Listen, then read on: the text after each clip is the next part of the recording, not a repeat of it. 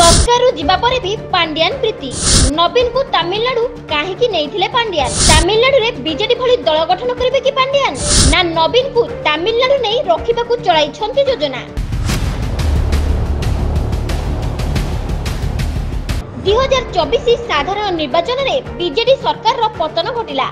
5 थर शासन गादी बसी नवीन पराजयर स्वाद चाखिले। आउ एसबुर कारण हेउछंती पांड्यान। तथापि नवीन बाबू तमिल बाबू को छाड़ी पारु नाहंती।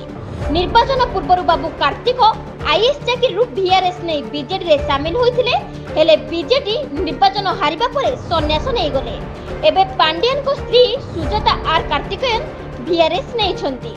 चाकरी स्वच्छाकृत अवसर पई 2022 आईएएस सुजाता आर कार्तिकेयन करिथिबा आवेदन को केंद्र सरकार ग्रहण करिथिबा जणा पड़िछि, जहाकु नै सृष्टि होइछि एमिति प्रश्न।